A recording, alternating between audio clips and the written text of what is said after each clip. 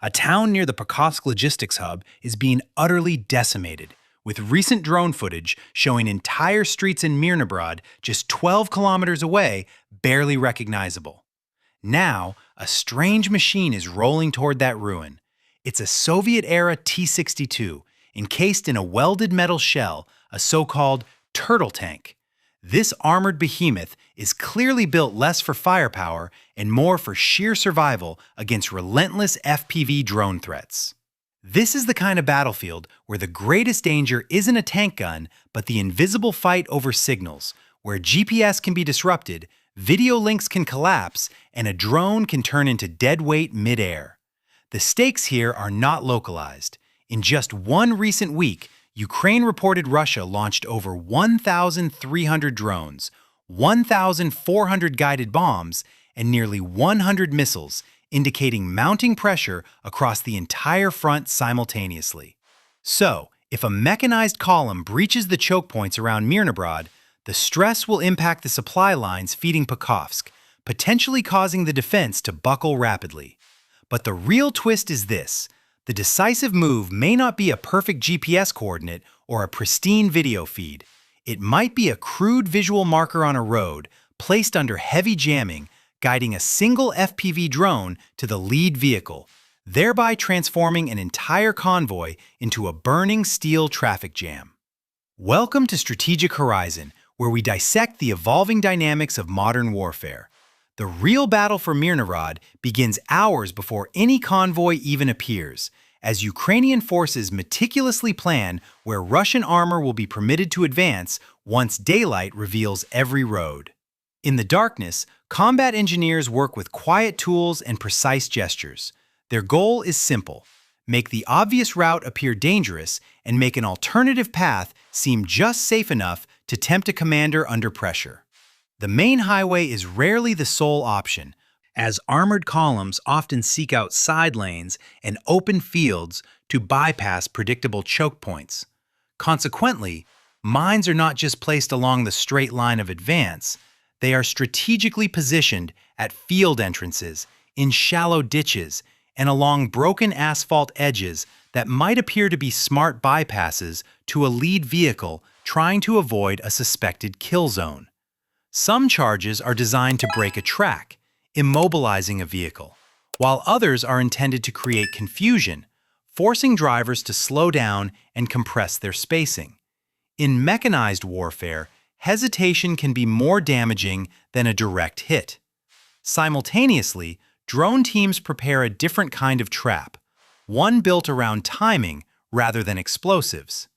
Reconnaissance crews plan flight paths that allow them to assess engine movement and formation depth without lingering too long in one spot.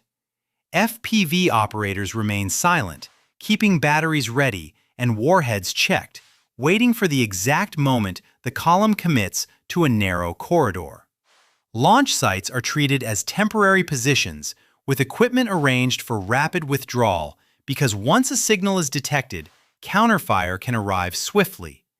Every transmission is short and controlled, and every screen is dimmed to avoid drawing attention. Discipline at this stage is not optional. It is a matter of survival. Preparation also involves thinking from the enemy's perspective. If the lead Russian vehicle spots a damaged section of road, does it push forward, or does it turn into open ground that appears less predictable? If the column narrows between buildings or trees, does it stretch out to reduce risk, or stay tight to maintain control? Each decision shapes the next minute of the battle. Ukrainian teams don't just place mines, they shape expectations. A clear strip of land can suggest safety, while a churned patch of soil might hint at recent shelling. Small visual cues can guide a heavy vehicle toward a pre-planned trap without a single radio word being spoken. As dawn approaches, tension builds, but movement remains limited. Reconnaissance drones lift first, searching for early indicators of an advance. FPV crews endure this pressure, knowing a premature launch wastes range and exposes the team, while a delayed strike risks losing the crucial moment when the lead vehicle is fully committed and unable to reverse. This phase becomes a silent contest of initiative. One side attempts to move undetected, the other tries to predict the path before the first wheel turns. Before any explosion shatters the quiet, the battlefield has already been shaped by these calculated choices.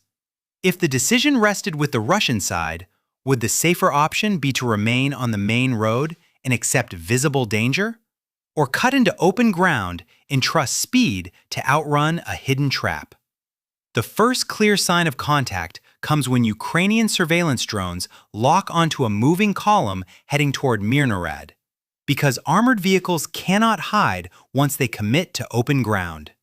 The camera pans across the approach routes and a line of vehicles comes into view, moving with measured spacing and steady speed. At the front sits something unusual. Its silhouette is bulky and uneven, with metal sheets forming a crude outer shell around the turret. This is the so-called turtle tank, built on an old T-62 chassis and wrapped in welded steel bars to counter incoming FPV drones. It looks less like a battle tank and more like a mobile bunker designed to absorb risk. The formation behind it stretches along a narrow corridor, and that choice shapes everything that follows. A tight axis allows command to maintain control and reduces the chance of units drifting apart. However, it simultaneously creates a single point of failure. If the lead vehicle is stopped, the rest cannot simply pass. They must brake, compress, and wait, and that pause can turn into vulnerability within seconds. From above, the column resembles a chain, and the first link bears the greatest burden. The lead tank selects turns, sets the pace, and judges obstacles. Every machine behind it mirrors its decisions. A miscalculation at the front does not remain isolated. It spreads backward through the formation, forcing crews to react under pressure rather than follow a plan. Ukrainian operators understand that breaking the first link can stall the entire push without firing at every vehicle. The turtle tank itself reveals the trade-off the Russian side has accepted. The welded cage alters the angles of approach for drones and can detonate a shaped charge before it reaches the critical armor. These extra layers may reduce penetration, giving the crew a chance to keep rolling. That is the goal: survive the initial wave long enough to reach the next block of buildings or a defensive line that offers cover. However, this added protection narrows visibility and limits flexibility. Observation ports become restricted, and turret movement can be obstructed by the very structure meant to protect it. The vehicle transforms into a blunt instrument. It can advance and endure, yet it struggles to respond quickly to threats from the side or rear. This is not a tank optimized for maneuver warfare. It is a vehicle optimized to cross a dangerous stretch of road. Spacing within the convoy suggests caution. Each vehicle maintains distance to avoid being damaged by the same blast. That decision lowers the risk of chain destruction but increases exposure time.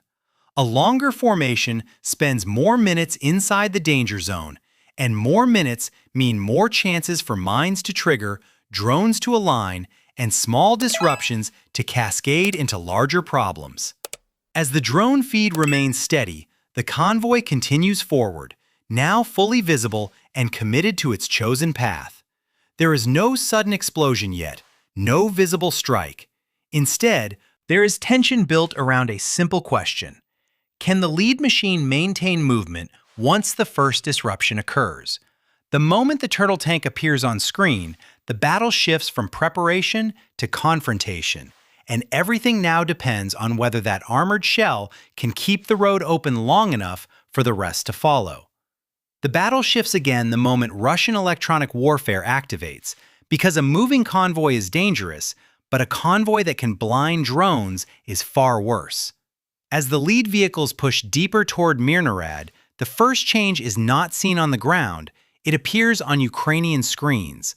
The video starts to twitch, then breaks into thick noise, and the clean picture that guided earlier tracking becomes a damaged window. This is how the Russian side attempts to seize tempo without firing a shot. It doesn't need to destroy every drone, It only needs to make the operators doubt what they see. The jamming does more than ruin image quality, it attacks timing. FPV pilots depend on rhythm, as a stable feed allows a fast run and a precise final dive. When that feed tears apart, the pilot must slow down to avoid crashing, and slowing down gives defenders more seconds to react. The convoy keeps moving, yet the air above it becomes less readable, forcing Ukraine to choose between persistence and survival. Simultaneously, navigation becomes a separate problem. In heavy interference, GPS cannot be trusted, and even simple positioning can drift. A route that looked simple in planning becomes uncertain in execution, as the invisible layer of signal is now being contested. This is where Ukrainian drone crews switch to a different discipline, one that looks almost like restraint. Transmissions become short bursts, and silence fills the gaps. A quick pulse sends just enough data to confirm direction, then the link goes dark again.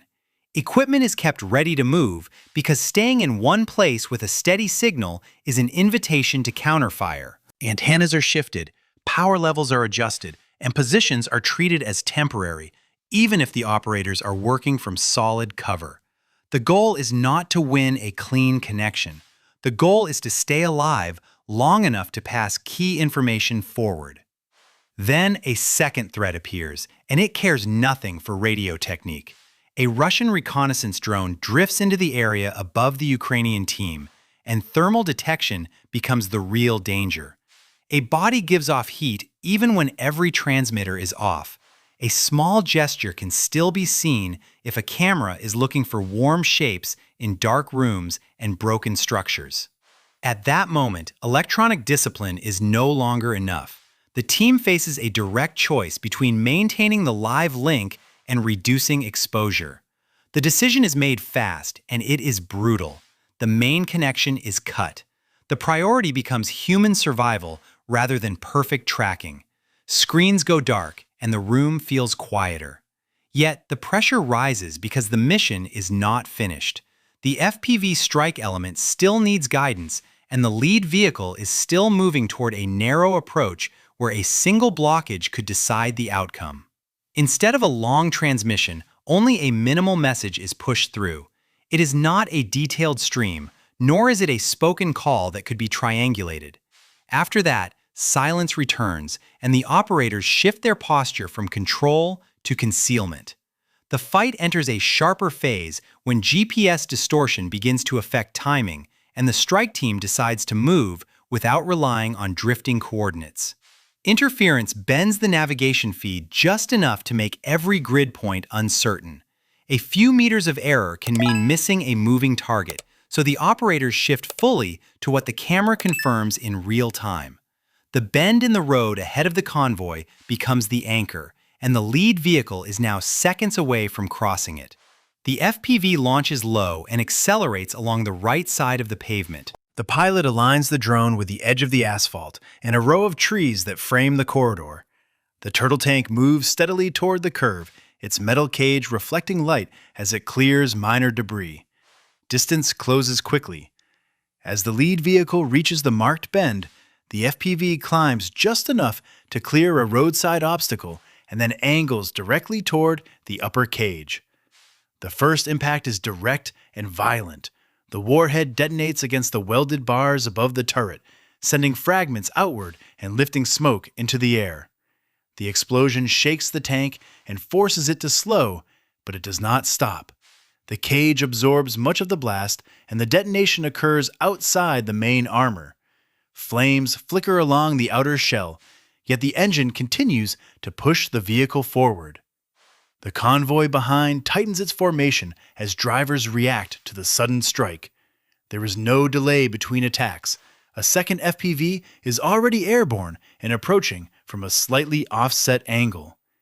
It follows the same visual corridor and stays low to avoid early detection. Small arms fire erupts from infantry riding behind the cage, and tracers cut across the approach path. The second drone adjusts mid-flight and targets the rear section of the turtle tank, where vents and structural gaps are visible beneath the outer frame. It dives and detonates near the back of the turret ring. The blast punches through the cage and sends a brighter flash across the rear deck. Smoke thickens and sparks spray from the damaged structure. For a moment, the tank lurches as if it may stall.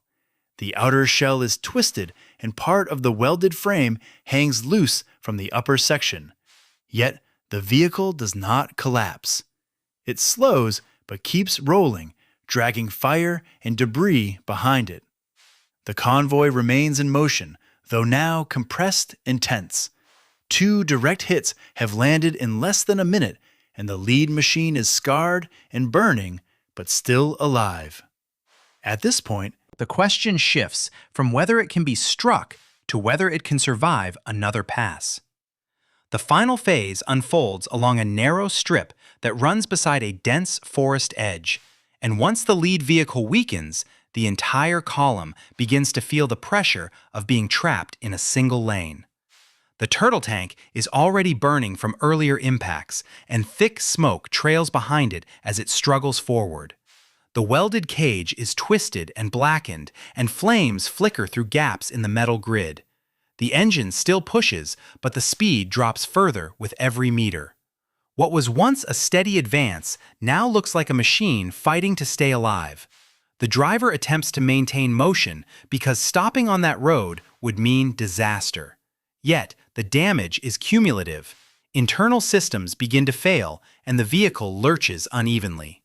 Behind it, the next tank reduces its distance, unsure whether to overtake or hold position. There is no shoulder to move into and no safe gap in the trees wide enough for a heavy vehicle to escape through. Then, a 4th FPV enters the frame, flying extremely low along the forest line to avoid early detection. It approaches from a slight rear angle, using the smoke column as partial concealment. The pilot sees the weakened rear deck and commits immediately. The drone accelerates and slams directly into the damaged engine compartment. The detonation is deeper and more violent than before. A bright flash erupts inside the rear hull, followed by a secondary blast that blows debris outward through the bent cage. The turtle tank jerks forward once, then grinds to a complete stop. Fire now pours from the back of the vehicle, and thick black smoke rises high above the treetops. The road is fully blocked by a burning wreck that no other tank can push aside quickly. The lead vehicle, built to survive drones, has become a barrier for its own formation. Chaos spreads down the column. Drivers brake hard, and engines roar as crews try to create space. The second vehicle in line hesitates too long, and an FPV dives onto it within seconds. The explosion damages its turret ring and external optics, forcing the crew to shut hatches and halt movement. A third drone strikes a tank further back, hitting near the side armor just above the tracks. The blast damages mobility, and the vehicle veers slightly, narrowing the lane even more. Another FPV attacks an armored vehicle closer to the forest edge, detonating near its rear section and igniting fuel. Flames spread quickly, and that vehicle also stops, adding to the congestion. Russian infantry react under extreme pressure. Some soldiers fire personal weapons into the sky, aiming at the buzzing shapes above the smoke. Tracers streak upward in desperate arcs.